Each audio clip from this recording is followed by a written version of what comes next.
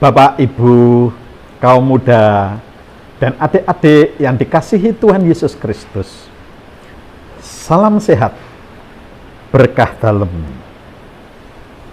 Hari ini kita bertemu dalam renungan bulan Maria dan bulan katekis liturgi hari ke-23 dengan tema renungan Humili Mewartakan Sabda. Marilah renungan hari ini kita awali dengan ditandai kemenangan Tuhan Yesus Kristus. Dalam nama Bapa dan Putra dan Roh Kudus. Amin. Setelah perayaan Ekaristi di gereja paroki selesai, Romo Irwan menyalami dan menyapa umat dengan ramah di depan pintu gereja. Salah seorang umat sambil bersalaman berkata, "Romo, humilinya tadi top BGT, alias top banget. Mengena sekali. Mak jelek. Humili Romo membuat sabda Tuhan menjadi semakin jelas dipahami." Istilah humili di atas tepat. Apa itu humili? Pedoman umum Misale Romawi menyatakan, humili merupakan bagian liturgi dan sangat dianjurkan. Sebab humili itu penting untuk memupuk semangat hidup Kristen.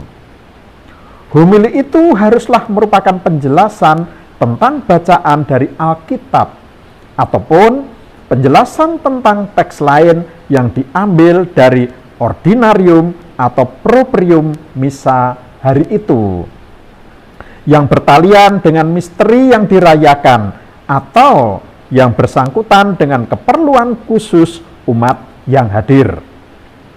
Humili merupakan bentuk pewartaan yang selalu berpijak pada Alkitab dan menjadi bagian dari liturgi.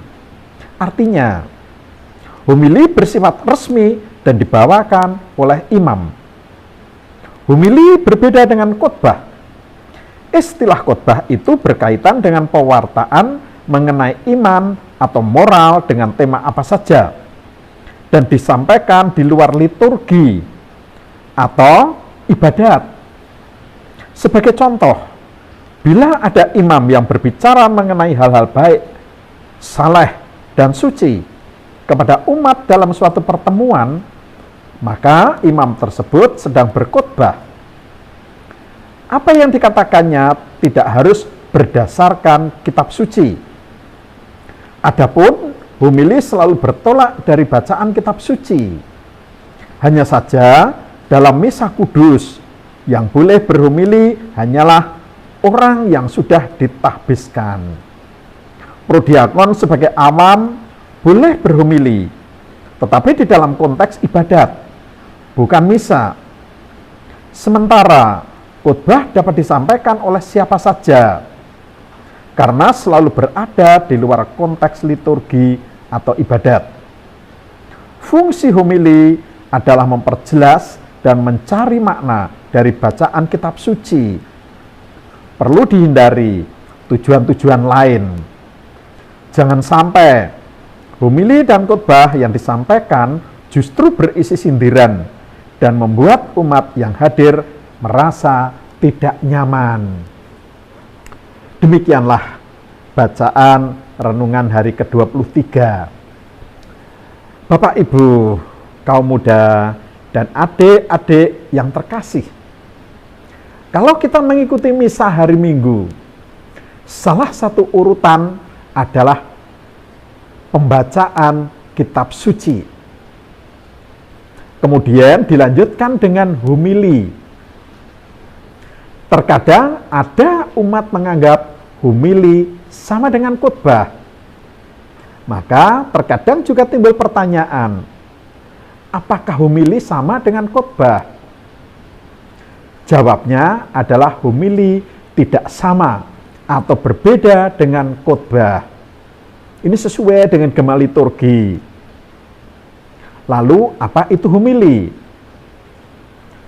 Humili berasal dari bahasa Yunani humilia, yang berarti percakapan atau pembicaraan yang enak, akrab, saling memahami. Namun di dalam liturgi gereja, homili merupakan penjelasan atas bacaan kitab suci, yaitu mengupas dan menguraikan serta menjelaskan isi kitab suci yang sesuai dengan konteks hidup jemaat saat itu. Dengan demikian pula, homili selalu ada dalam konteks liturgi atau ibadat, sedangkan khotbah yang berasal dari bahasa Latin praedicare, yang artinya berbicara di depan. Secara liturgis, khotbah merupakan suatu pewartaan atau pemberitaan mengenai iman, yang temanya bisa saja menyangkut apa saja.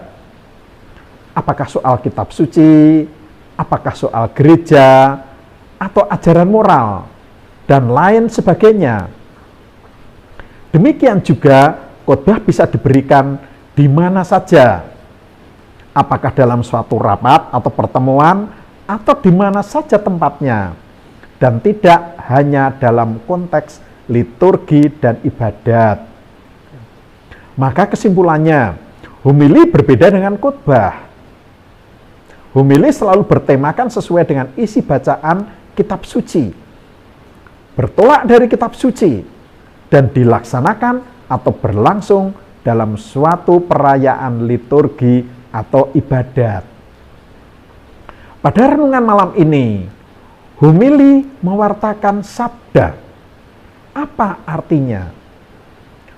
Oleh Umbara dalam tesisnya tahun 2019 ditulis bahwa homili adalah sebagai peristiwa sabda yang mengungkapkan diri Allah kepada umat yang hadir, di mana seorang imam mewartakan wahyu Allah dengan bahasa lisan dan tidak sebatas menjelaskan isi dari kitab suci, sehingga dapat dipahami sebagai saat menghadirkan wahyu Allah. Homili menjadi peristiwa sabda karena segala perkataan yang diucapkan oleh para imam bukan hanya sebatas kata-kata tanpa makna, melainkan sabda. Para imam adalah rekan kerja Allah in persona Christi. Mereka menghadirkan wajah dan diri Kristus pada zaman ini. Suatu kemutlakan bahwa segala yang diucapkan oleh Yesus dalam pengajaran dan hidupnya menjadi sumber keselamatan dan kehidupan bagi yang mendengarkan. Oleh karenanya, homili seorang uskup atau imam atau bruder atau suster atau bahkan seorang prodiakon haruslah bersumber pada kitab suci sebagai satu-satunya tempat di mana wahyu Allah tertulis dan dihadirkan kembali sebagai kisah penyertaan dan penyelamatan yang dilakukan oleh Allah sampai saat ini. Kemuliaan kepada Bapa dan Putra dan Roh Kudus, seperti pada permulaan, sekarang, selalu, dan sepanjang segala abad. Amin. Dalam nama Bapa dan Putra dan Roh Kudus. Amin. Salam sehat, berkah dalem.